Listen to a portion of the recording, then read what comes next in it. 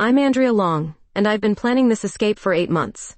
The transport van hit that pothole on Broad Street exactly like I knew it would, and when Officer Jenkins lurched forward, I made my move. The handcuffs were still cutting into my left wrist as I bolted through the morning fog, but freedom tastes sweeter than the metallic tang of blood. "Damn it, she's gone!" Jenkins shouted behind me.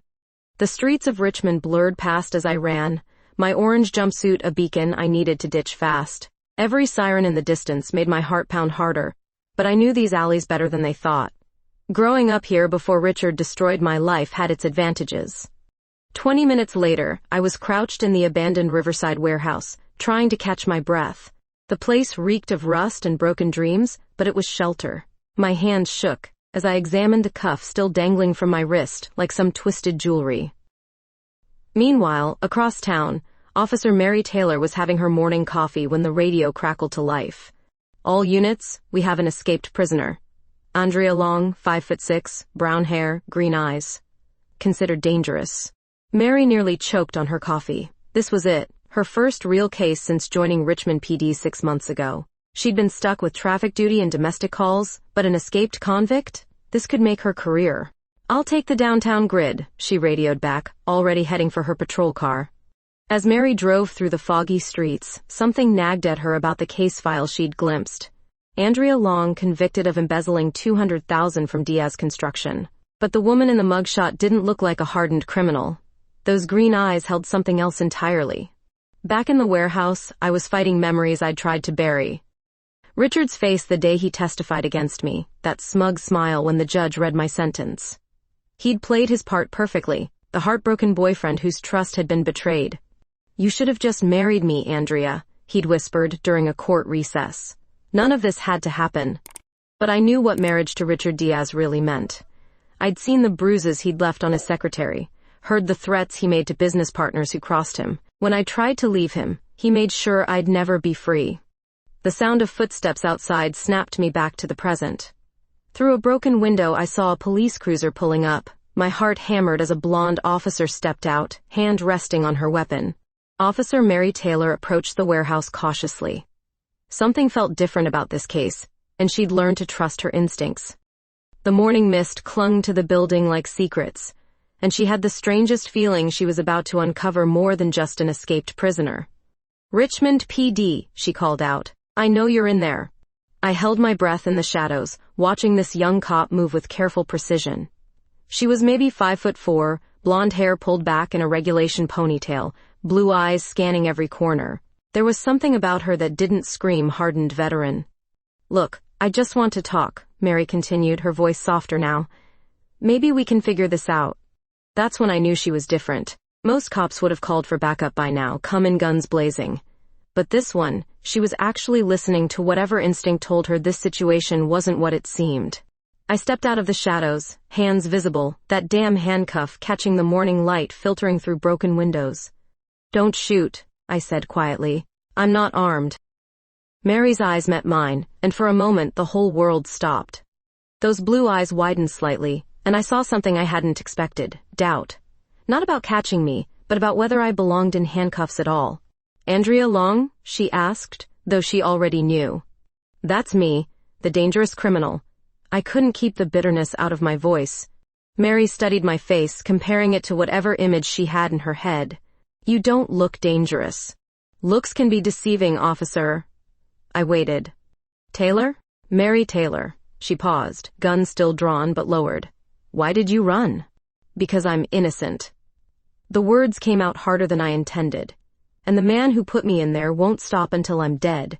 Something shifted in Mary's expression. Maybe it was the way my voice cracked, or the genuine fear she could probably see in my eyes, but instead of reaching for her radio, she took a step closer. "Tell me," she said simply. And damn it, I wanted to. Mary holstered her weapon, and I felt something loosen in my chest. This cop was either the bravest or most foolish person I'd met in years. "Richard Diaz," I began, the name tasting like poison. "We dated for 2 years. He owns Diaz Construction, half the commercial buildings in Richmond." Mary nodded. "I know the name. Big political donor. Big everything. Including his fists when he didn't get his way." I touched my ribs unconsciously, remembering. I tried to leave him 6 months before my arrest. That's when he got creative. Creative how? He had access to my computer, my bank accounts, everything. Made it look like I was skimming money from his company's payroll system. I laughed bitterly. $200,000 I never saw, never touched. Mary's blue eyes searched my face. Why didn't you tell your lawyer? I tried. But Richard's lawyers were better, his witnesses more convincing. Plus, who's going to believe the crazy ex-girlfriend over Richmond's golden boy? The morning light was getting stronger, and I knew we were both taking a huge risk standing here. Mary seemed to realize it too. You need to get out of here, she said quietly. More units will be coming. I know. I started to move toward the back exit, then stopped. Officer Taylor? Mary. Why are you helping me?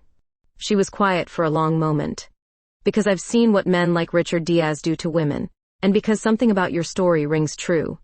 That's when I saw it, a flicker of something personal in her expression. Mary Taylor had her own demons. There's a storm drain behind the building, she said. Leads to the old canal system. Stay low, stay quiet. I nodded, then impulsively reached out and touched her arm. Thank you. The contact lasted maybe 3 seconds, but I felt something pass between us. Recognition, maybe. Or just two women who understood what it meant to be underestimated. Don't thank me yet, Mary said. This is just the beginning. 3 hours later, I was holed up in an abandoned subway tunnel, trying to figure out my next move. The handcuff was still attached, a constant reminder of what I was running from, but Mary's face kept floating through my thoughts. Those blue eyes, the way she'd listened without judgment. Meanwhile, Mary was back at the station, filing her report. She kept it simple. Suspects spotted but evaded capture in the warehouse district. No mention of their conversation, no details about the storm drain. Any leads on the long woman? Detective Morrison asked, leaning against her desk. Working on it, Mary replied, not looking up from her paperwork. But she wasn't working on catching me. She was working on something else entirely. That afternoon, she pulled the original case files on my conviction, reading every detail twice. The evidence was circumstantial at best, the witnesses all connected to Richard Diaz in some way. Interesting reading? Morrison commented, glancing at the files. Just being thorough. Mary closed the folder quickly. That evening, she drove past Richard's construction office downtown. The building was impressive, all glass and steel, with his name in gold letters across the front. Through the windows, she could see him in his corner office, talking animatedly on the phone. Richard Diaz was everything she'd expected. Tall, dark hair, expensive suit, the kind of confidence that came from never being told no. But there was something else, something in the way he gestured that reminded her of her own father. The same controlled aggression, the same sense of ownership over everything around him. Mary's phone buzzed. A text from an unknown number, Pier 7, midnight. Come alone. She stared at the message for a long moment. Meeting an escaped convict was career suicide. But walking away felt like abandoning something important, something that might be her only chance to do real good as a cop. At 11:45 p.m., Mary parked near the old fishing pier. The James River lapped against the wooden posts, and fog rolled in from the water. She'd changed into civilian clothes, left her radio in the car but kept her service weapon. I stepped out of the shadows at exactly midnight, still wearing the stolen clothes I'd found in a donation bin. We looked at each other across 20 feet of empty pier. You came, I said. I came. Mary moved closer, her hand instinctively near her weapon. This is crazy, you know that? Crazy's all I've got left. I held up my cuffed wrist. I need bolt cutters. I can't. I'm not asking you to break the law. I'm asking you to help me prove Richard Diaz is a criminal. Mary stopped walking. What do you mean? I mean, he's not just an abuser and a frame artist. He's running drugs through his construction sites, laundering money through fake contracts. I saw the books before he destroyed my life. You have proof? I had proof. It's probably destroyed by now. I stepped closer, close enough to see the conflict in her blue eyes, but I know where to find more. The fog swirled around us, and for a moment, we were the only two people in the world. Mary was studying my face like she was trying to read my soul. Why should I trust you? She asked quietly. Because you already do, I said. Otherwise you wouldn't be here. She was quiet for a long moment, then reached into her jacket and pulled out a small pair of bolt cutters. "This is insane," she muttered, but she was already moving toward my cuffed wrist. The metal snapped with a sharp click, and suddenly I was free. Really free for the first time in 8 months. "Thank you," I whispered. Mary looked up at me, and something shifted between us. The space between us seemed to shrink, and I found myself noticing things I shouldn't. The way her blonde hair caught the moonlight, the determination in her blue eyes, the curve of her lips. "What happens now?" she asked. "Now we take down Richard Diaz." 3 days later, Mary was bringing me homemade sandwiches and fresh clothes to an abandoned apartment building on the south side. We'd established a routine. She'd patrol the area, check for other cops, then slip inside with supplies. "Turkey and Swiss," she said, handing me a paper bag, "and coffee that's actually drinkable." I accepted the food gratefully. Living on vending machine scraps and river water wasn't exactly sustainable. "You don't have to keep doing this." "Yes, I do." Mary sat beside me on an old crate, close enough that I could smell her shampoo, something floral and clean. I pulled Richard's financial records from the city planning office. "You're right about the fake contracts." My heart jumped. "You found something?" "Shell companies, inflated invoices, payments to businesses that don't exist. He's been skimming city funds for infrastructure projects." She pulled out a folder. "But it's not enough for a conviction." I studied the documents, remembering similar discrepancies I'd noticed when I worked for him. "He keeps the real books in his home office. I've seen them." "You've been to his house?" "I lived there for 6 months." The words came out bitter. Before I realized what kind of man he really was. Mary's expression darkened. "He hurt you?" It wasn't a question. I rolled up my sleeve, showing her the faded scar on my forearm. "Broken glass." "He said I was clumsy, that I'd fallen." Her fingers traced the scar gently, and the touch sent electricity through my entire body. When had someone last touched me with kindness instead of violence? "I'm sorry," she whispered. "Don't be sorry. Help me stop him." Mary's hand was still on my arm, and neither of us pulled away. The abandoned apartment suddenly felt smaller, more intimate. I found myself studying her face, the determined set of her jaw, the way her blonde hair had escaped her ponytail, the vulnerability in her blue eyes. "Andrea," she said quietly. "Yeah? I need you to know something. About why I became a cop." I waited, sensing this was important. "My father was like Richard, successful businessman, respected in the community. At home he was a monster." She stared at the floor. "My mother never pressed charges, never even called the police. She just took it." "Mary," I swore I'd never be helpless like that. I swore I'd help other women who couldn't help themselves. She looked up at me. "That's why I can't walk away from this." Something profound shifted between us in that moment. This wasn't just about justice anymore. It was personal for both of us. "He won't stop," I said quietly. "Richard, I mean. He can't stand losing control. If he finds out you're helping me..." "Let me worry about Richard." But I was worried about Mary. This brave, stubborn cop who was risking everything for a woman she barely knew.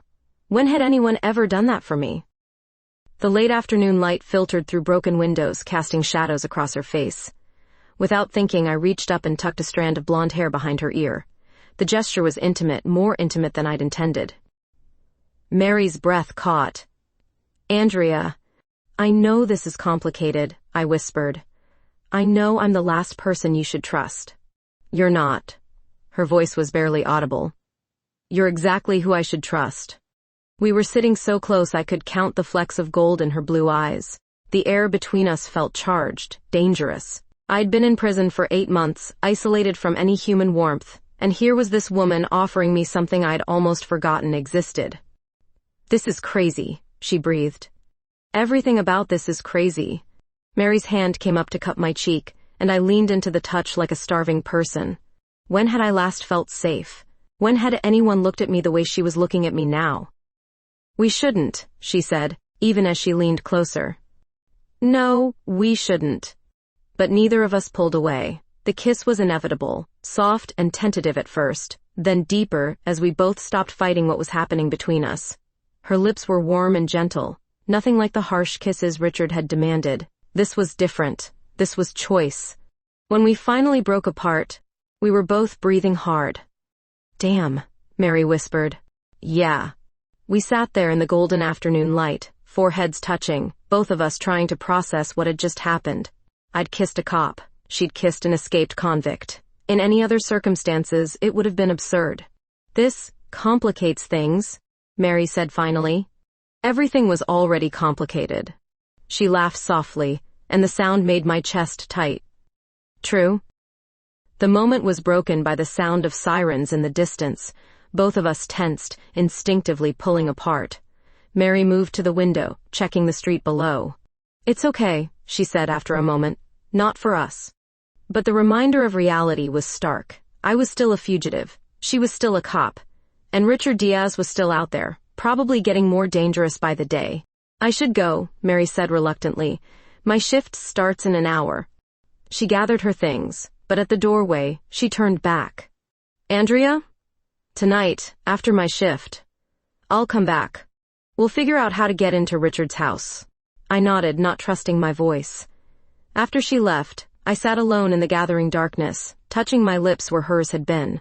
For the first time in months, I felt something other than anger or fear. I felt hope. But hope was dangerous. Hope could get us both killed.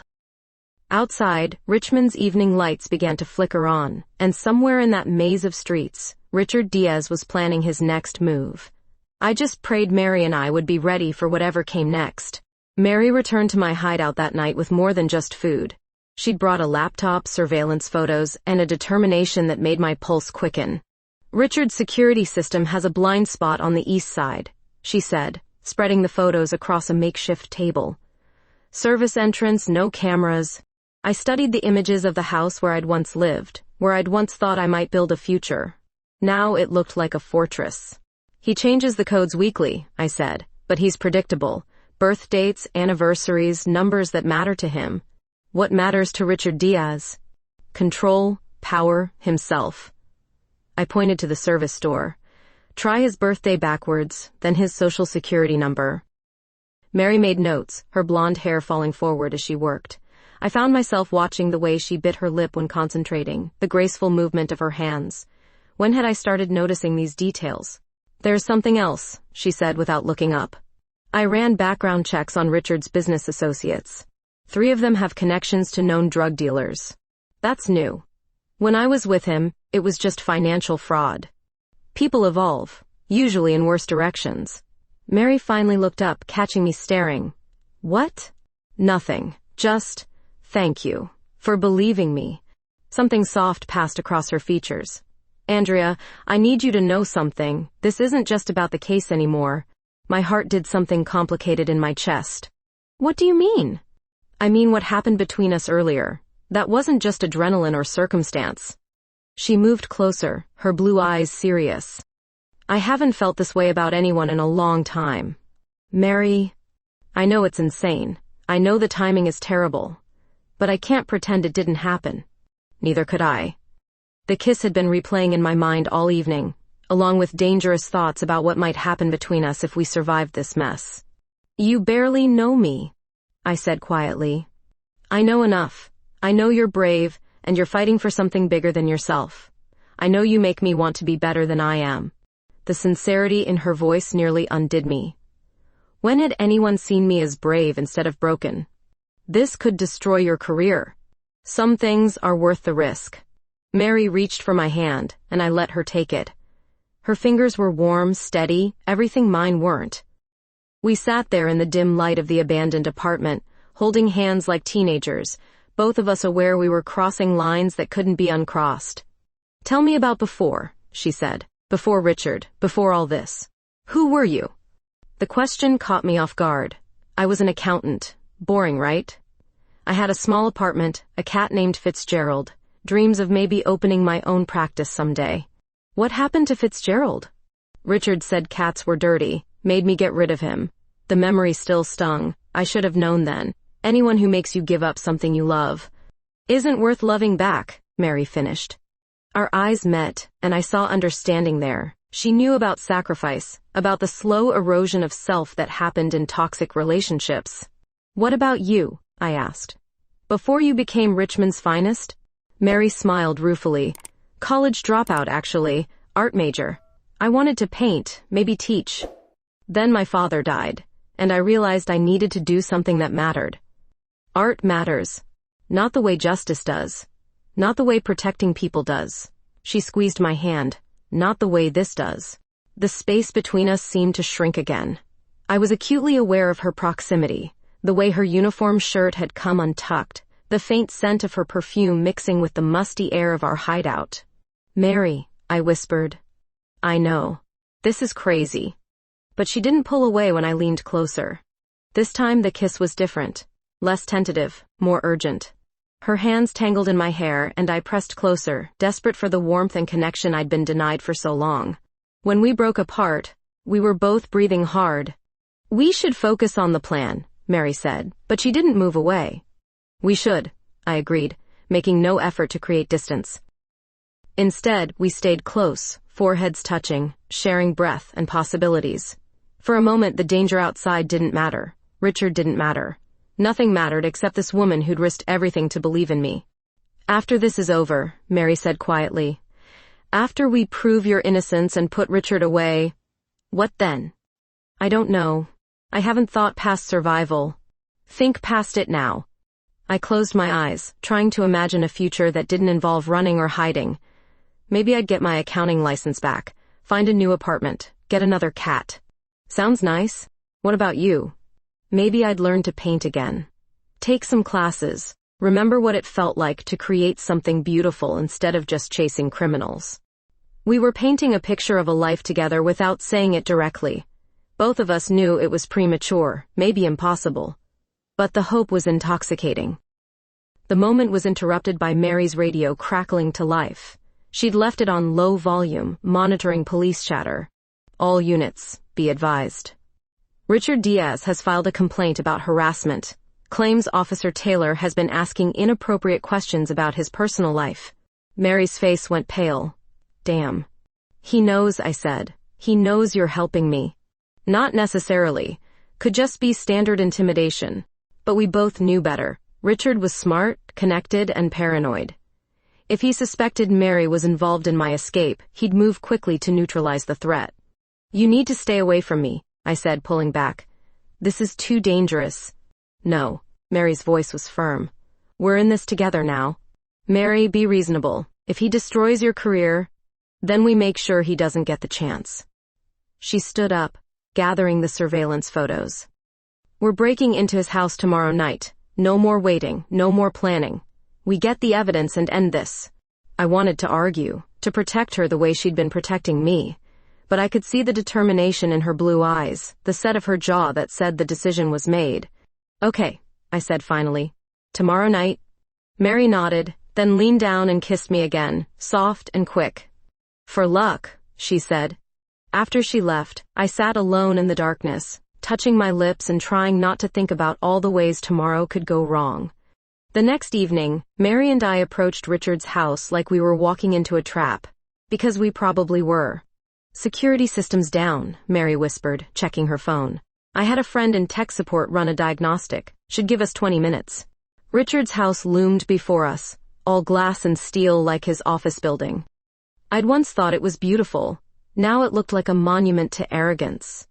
We slipped through the service entrance using the code I'd predicted. The familiar smell of expensive cologne and leather hit me immediately, bringing back memories I'd tried to bury. "Office is upstairs," I whispered. We moved through the darkened hallway, past the living room where Richard had first hit me, past the kitchen where he'd thrown a wineglass at my head. Every step felt like walking through my own personal hell. The home office was exactly as I remembered. Mahogany desk, wall of law books he'd never read, and the safe hidden behind a fake Picasso. "There," I pointed. Financial records, real contracts, everything. Mary was already working on the safe combination. Birth date backwards didn't work. Try the social security number. I punched in the digits and the safe clicked open. Inside were stacks of documents, USB drives, and something that made my blood freeze, photographs of me. Recent photographs, taken outside the abandoned building where I'd been hiding. "Mary," I breathed. "He knows where I've been staying." She looked over my shoulder at the surveillance photos. "These were taken yesterday. We need to get out of here. Now." But it was too late. The lights suddenly blazed on, and Richard's voice filled the room. "Well, well. the loving couple reunited at last. He stood in the doorway with two men I didn't recognize, muscle by the look of them. All three were armed. "Hello, Andrea. You look terrible. Prison didn't agree with you." "Richard." I stepped protectively in front of Mary. "Let her go. This is between us." "Oh, but it's not anymore, is it? Officer Taylor here has been very busy, asking questions, pulling records, helping my ex-girlfriend play detective." His smile was cold. "Did you really think I wouldn't notice?" Mary's hand moved toward her weapon, but one of Richard's men was faster. "I wouldn't," Richard said pleasantly. "Tony here is very good at his job." "What do you want?" Mary asked. "What I've always wanted. Control. Andrea back where she belongs. And you, my dear officer, permanently out of the picture." "You can't just make a cop disappear," Mary said. "Can't I? Tragic story, really. Officer Taylor, investigating an escaped convict, gets too close to dangerous criminals. Found dead in a drug house on the wrong side of town. Very sad." The casual way he discussed murder made my skin crawl. This was the man I'd once thought I loved. "You're insane," I said. "I'm practical. You embarrassed me, Andrea. Left me, rejected my proposal, made me look weak, then you tried to expose my business dealings. Did you really think there wouldn't be consequences? I never said anything about your business. But you were going to. I saw the way you looked at those contracts, the questions you started asking. You were always too smart for your own good." Richard moved closer, and I caught Mary's eye. She gave an almost imperceptible nod. "We'd have to make our move soon." "Here's what's going to happen," Richard continued. "You're both coming with us. Somewhere quiet where we can have a proper conversation about loyalty and consequences." "Like hell," Mary said. That's when everything went sideways. Mary dove left, going for her weapon. I lunged right, toward the desk where I'd seen Richard keep a letter opener. The two hired guns moved to intercept us, but we'd caught them off guard. Mary's shot went wide, shattering the fake Picasso. I grabbed the letter opener just as Tony reached for me. The blade caught him in the shoulder, and he howled. "Run!" Mary shouted. We bolted for the door, but Richard was already moving to cut us off. I heard him on his phone, calling for backup, probably more of his criminal associates. "This way," I gasped, pulling Mary toward the back stairs. We made it to the kitchen before they caught up. Richard appeared in the doorway, gun drawn, face twisted with rage. "You always were a fighter, Andrea. I admired that about you, before it became inconvenient." "Go to hell, Richard." "After you." The gun was pointed at my chest when Mary tackled him from the side. They went down hard, the weapon skittering across the marble floor. I dove for it, but Tony was there, bleeding but functional. "Enough," Richard roared, getting to his feet. "Take them to the warehouse. We'll finish this properly." The warehouse. I knew which one he meant. The same place where he'd threatened other people who'd crossed him. The place where problems got permanently solved. They forced us into a black SUV, hands zip-tied behind our backs. Richard sat across from us, smoothing his expensive suit like we were heading to a business meeting instead of our execution. "You know, Andrea, this really is your fault. If you'd just been reasonable, accepted my proposal, none of this would have happened." "You mean if I'd been willing to be your victim forever?" "I prefer the term partner." Mary spoke for the first time since we'd been captured. "She's not your partner, she's not your property, she's not yours at all." Richard's eyes narrowed. "And what is she to you, Officer Taylor? Your little rescue project? Your walk on the wild side?" "She's the woman I love," Mary said quietly. The words hit me like a physical blow. Love. In the middle of this nightmare, she'd said she loved me. Richard's laugh was ugly. How touching. A lesbian love story. Too bad it's going to have such a tragic ending. The SUV pulled into an abandoned industrial complex on the outskirts of Richmond. I recognized the area from my childhood, back when these factories still operated. Now they were just empty shells, perfect for the kind of business Richard conducted in the shadows. They dragged us into a warehouse that smelled of rust and motor oil. Richard's operation was bigger than I'd imagined. Crates of what looked like drugs, stacks of cash, enough weapons to arm a small militia. "Impressive, isn't it?" Richard said, following my gaze. "You always underestimated me, Andrea. Thought I was just another corrupt businessman. But I built an empire. You built a criminal organization. Same thing, really. Just depends on your perspective." He nodded to his men, and they forced us to our knees in the center of the warehouse. This was it. This was how it ended. But Mary wasn't giving up. I could see her working at the zip ties, trying to loosen them. Her police training, maybe, or just pure determination. "Any last words?" Richard asked, pulling out his gun. "Yeah," I said. "You're going to lose." "Am I? How do you figure?" That's when I heard it, sirens in the distance, getting closer. Mary's eyes met mine, and I saw the truth there. She'd been prepared for this possibility. "GPS tracker," she whispered. "In my radio." Richard heard the sirens too. His face went white, then red with rage. "You set me up." "We set each other up," Mary said. "The difference is, I'm the one wearing a badge." The warehouse doors exploded inward, and Richmond PD flooded in like an avenging army. Richard's men scattered, but there was nowhere to run. In the chaos, Mary finally freed her hands and cut my restraints. We held each other in the middle of the warehouse as Richard Diaz's empire crumbled around us. "Is it over?" I whispered. "It's over," she said, and kissed me like she meant it. But Richard wasn't finished. As the police swarmed the warehouse, he grabbed a discarded weapon and backed toward a service exit, dragging one of his wounded associates as a human shield. "This isn't over, Andrea," he screamed over the chaos. "You think the police can protect you? I have friends everywhere."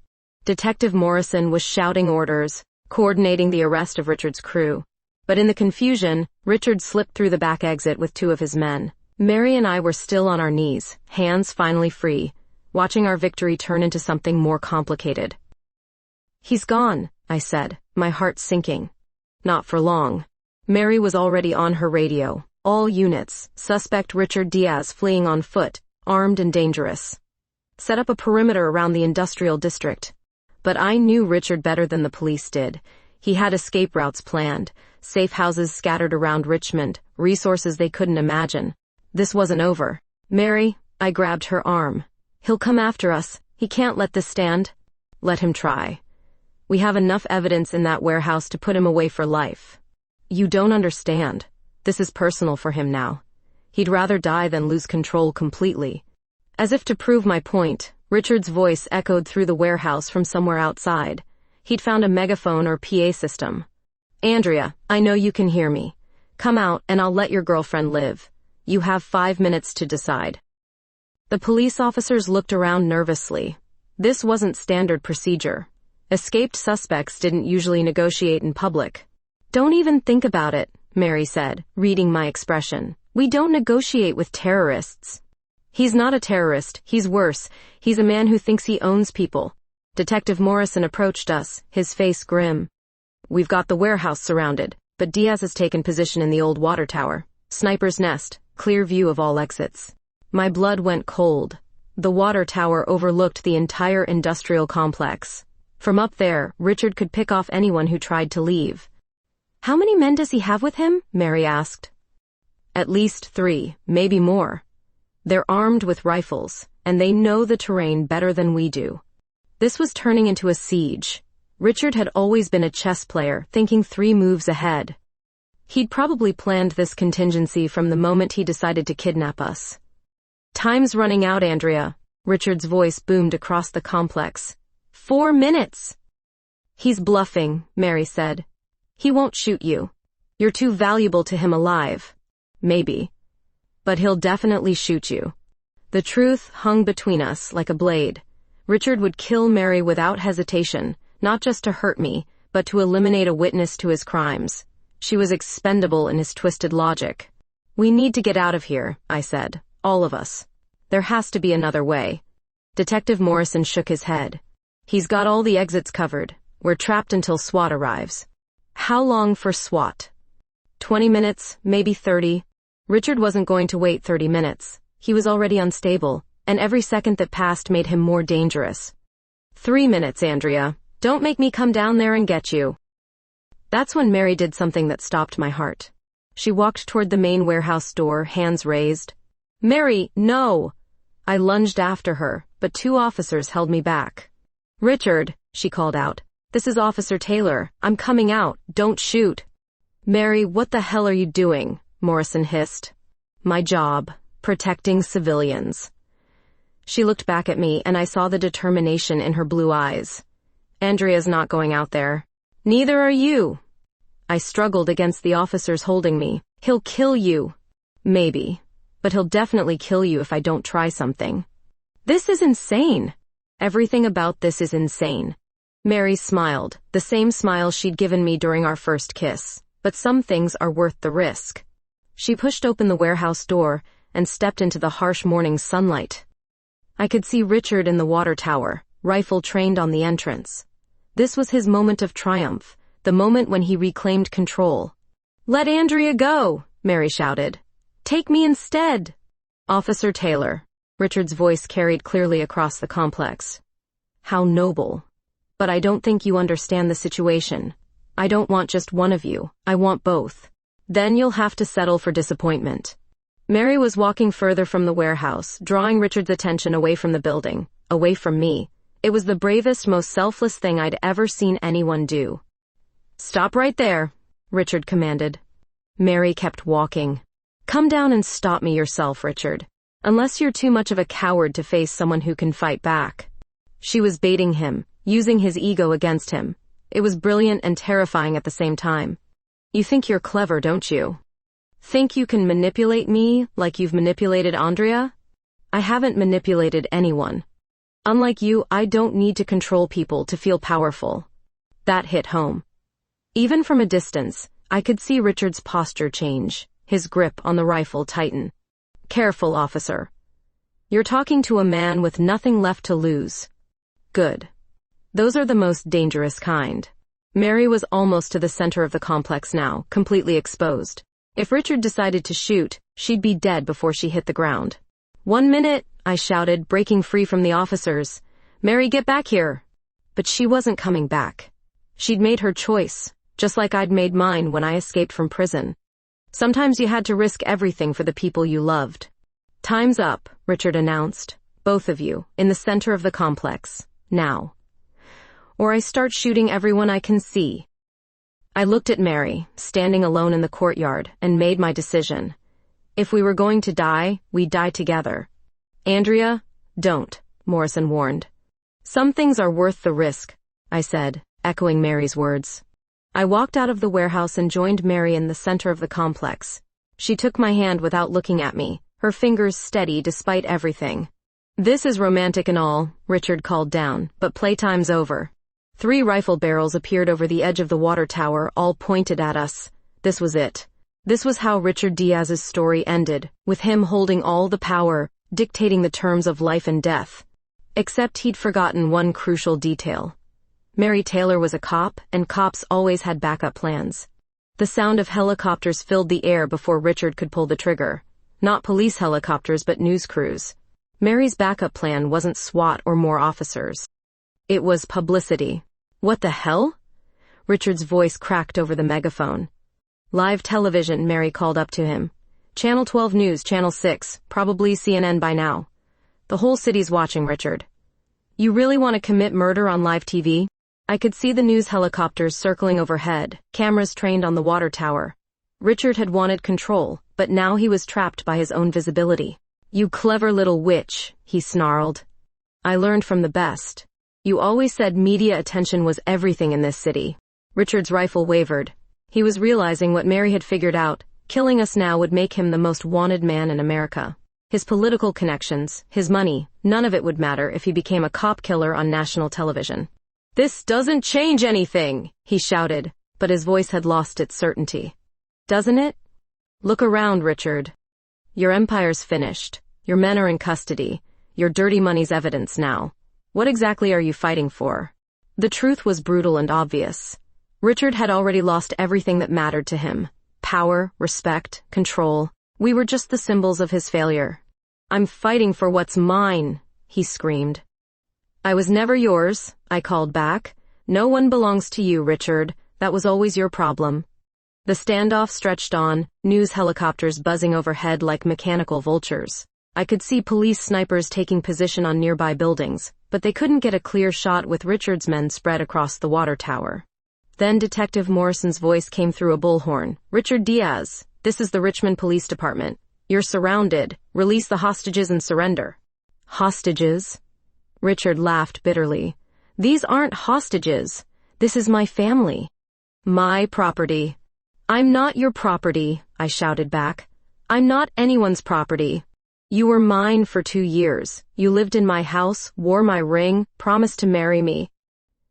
I promised a lot of things before I knew what you really were. Mary squeezed my hand, reminding me to stay calm. Getting Richard more agitated wouldn't help anyone. You want to know what I really am? Richard's voice had turned cold, dangerous. I'm a man who gets what he wants, always. That's when I saw movement on the water tower. One of Richard's men was repositioning, getting a better angle on us. The negotiation was a distraction. Richard was still planning to kill us, cameras or no cameras. Mary, I whispered. He's not going to surrender. I know. We need to move. On my count. 3, 2. The shot came from an unexpected direction. Not from the water tower, but from a Richmond PD sniper who'd found an angle through the tower's support structure. Richard's associate dropped his rifle and fell. Tony! Richard screamed.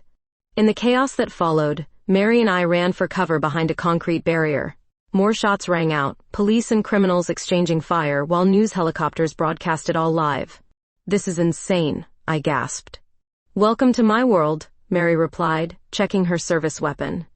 Richard's voice echoed across the complex, no longer using the megaphone. He was shouting now, raw and desperate. You think you've won? You think this is over? I'll hunt you both down. I'll make you pay for this humiliation. He's lost it completely, Mary observed. He lost it the day I tried to leave him. This is just the finale. More police had arrived, creating a proper perimeter around the water tower. SWAT was finally on scene, moving with military precision. Richard's remaining men were outgunned and surrounded. Richard Diaz, the SWAT commander's voice boomed. This is your final warning. Surrender now or we're coming up. Come ahead, Richard screamed back. I'm not going to prison. I'm not losing everything because of her. He was talking about me, but his rage had expanded beyond our relationship. This was about his entire identity crumbling, his carefully constructed life falling apart. He's going to make them kill him, I realized. Suicide by cop. Not if I can help it. Mary was moving before I could stop her, using the concrete barriers as cover, working her way closer to the water tower. She had her radio out, coordinating with the SWAT team. What are you doing? I hissed. Ending this. Richard wants to control the narrative? Fine. Let's give him a story worth telling. She was up and running before I could protest, sprinting across open ground toward the base of the water tower. Richard saw her coming and swung his rifle around, but Mary was already at the ladder, climbing fast. Mary, no! I screamed. This was exactly what Richard wanted, a final confrontation, a chance to die taking someone with him. But Mary wasn't giving him that satisfaction. Richard, she called as she climbed. It's over. Come down and face justice like a man. Justice? His laugh was bitter. There's no justice for men like me. Only winners and losers. Then don't be a loser. Surrender. I could see them both now, Mary climbing the ladder while Richard aimed down at her. One shot would end it all. But Richard hesitated. Maybe it was the cameras, maybe it was some last shred of humanity, but he didn't pull the trigger. Why? He called down to her. Why risk your life for her? She's nothing. She's a criminal. She's the woman I love, Mary shouted back. And she's worth 10 of you. Those words hit Richard harder than any bullet could have. The rifle shook in his hands, and for a moment, I thought he might actually surrender. Instead, he turned the gun on himself. If I can't have her, no one can. Richard, don't. Mary was almost to the top of the tower. The gunshot echoed across the industrial complex, final and definitive. Richard Diaz had chosen his ending after all. Mary reached the top of the water tower to find Richard's body and his 2 remaining associates with their hands up, surrendering. It was over, really, truly over. 20 minutes later, Mary climbed down the ladder and walked straight to me.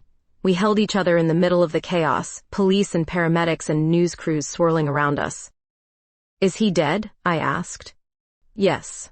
I should have felt relief or satisfaction or something. Instead, I just felt empty. Richard had been a monster, but he'd also been human. His death felt like the end of a long, painful chapter rather than a victory. What happens now? I whispered. Now we go home, Mary said, and figure out what comes next. Home. I hadn't had a real home in over a year, but looking into Mary's blue eyes, I thought maybe I was starting to understand what that word meant again.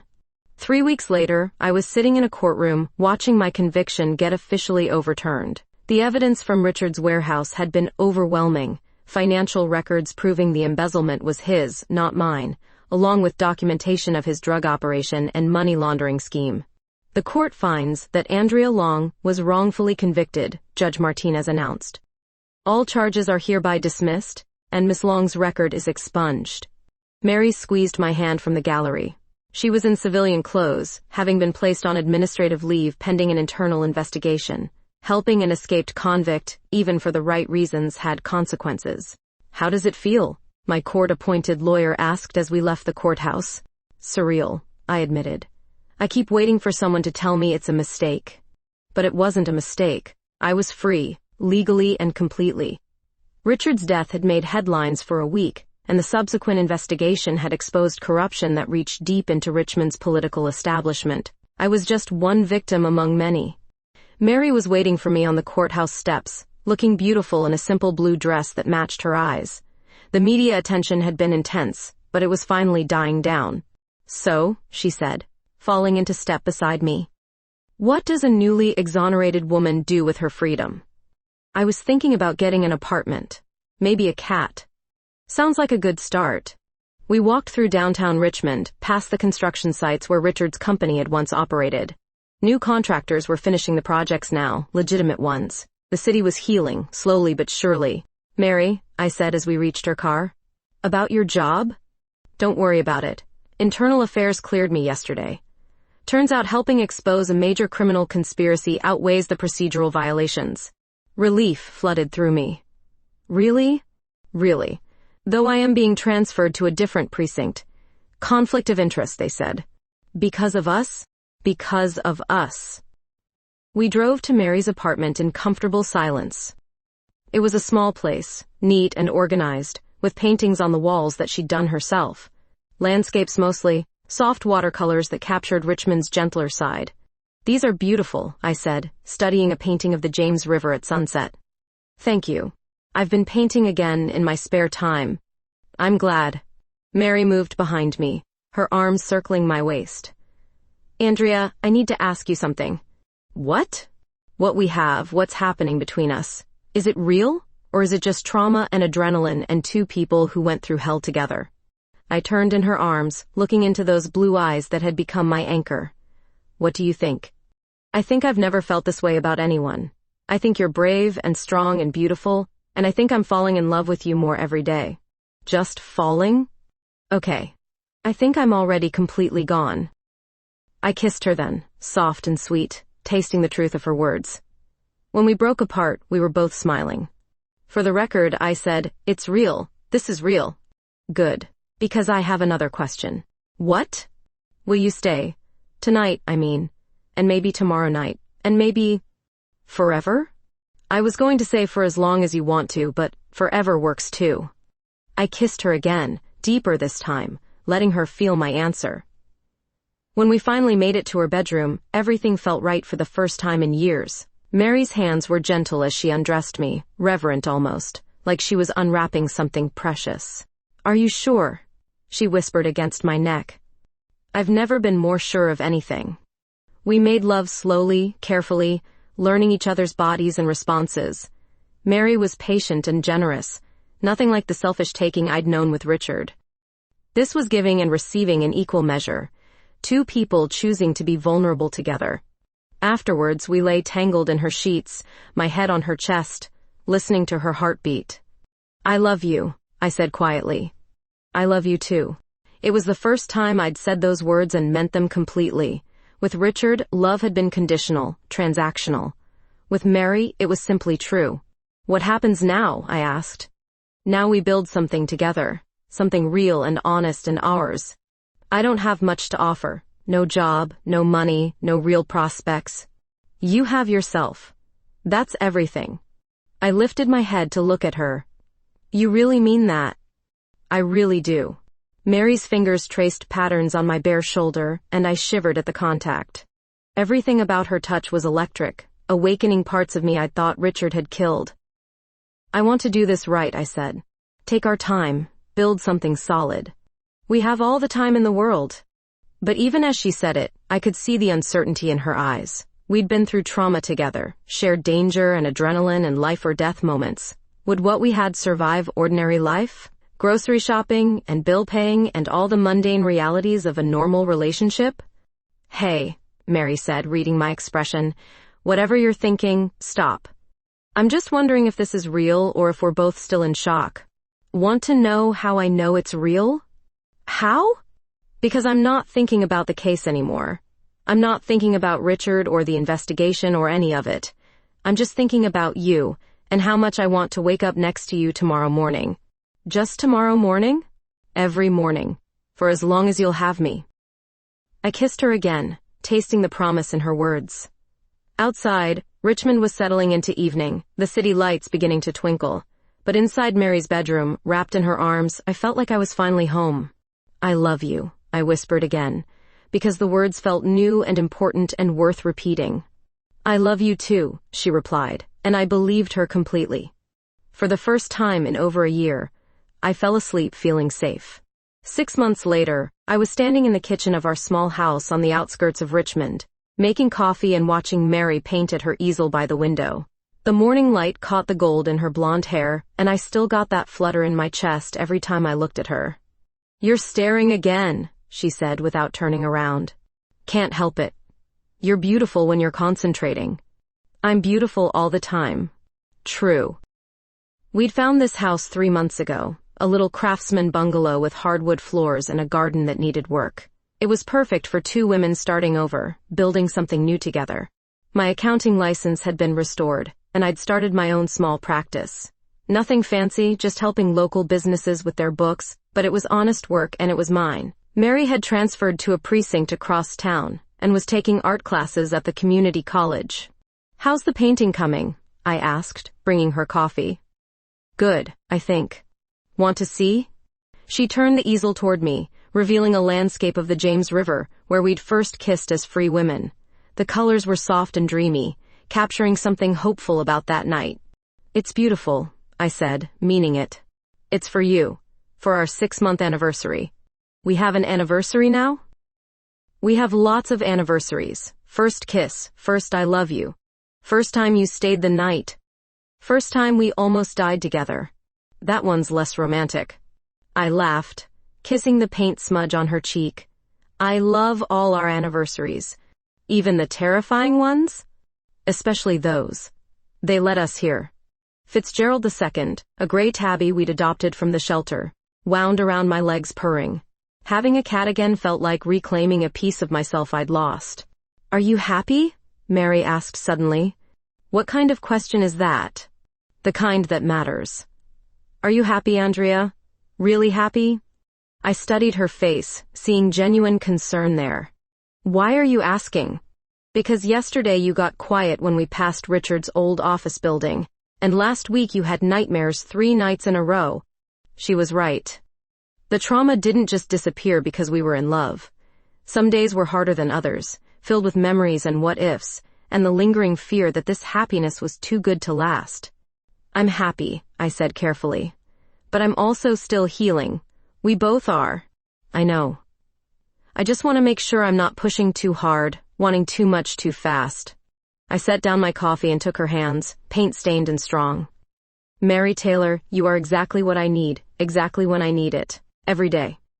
Even when I leave my socks on the bathroom floor? Especially then.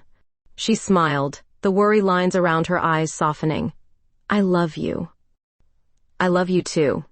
We kissed, slow and sweet, tasting coffee and possibility. Through the window, Richmond stretched out before us, a city we were learning to call home again. I have something for you too, I said, pulling a small velvet box from my pocket. Mary's eyes went wide. Andrea. It's not what you think. Well, maybe it is. I opened the box, revealing a simple silver ring. Mary Taylor, will you marry me? Are you serious? Dead serious. I know it's fast, I know we're both still figuring things out, but I also know I want to spend the rest of my life with you.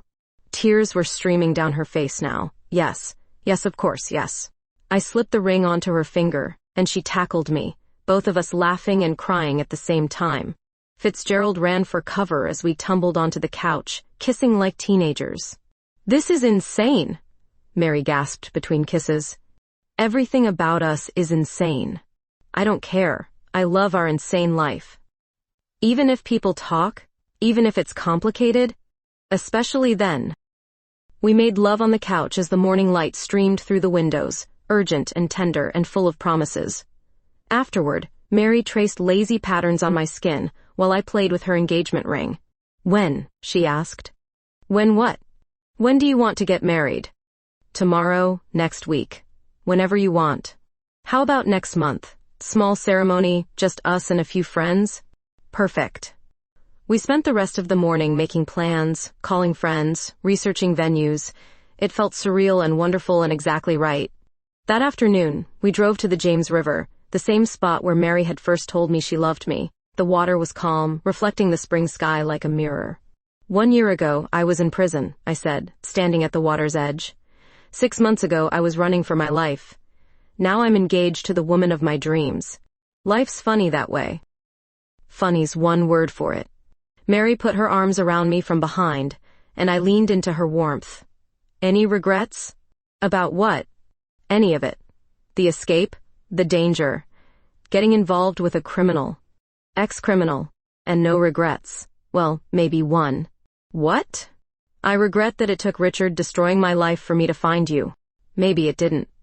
Maybe we would have found each other anyway. You think so? I think some things are meant to be. As the sun set over Richmond, painting the sky in shades of pink and gold, I kissed my fiancée and believed her completely. We'd been through hell together, but we'd come out the other side stronger and more in love than ever. Whatever came next, we'd face it together. And that was enough. That was everything.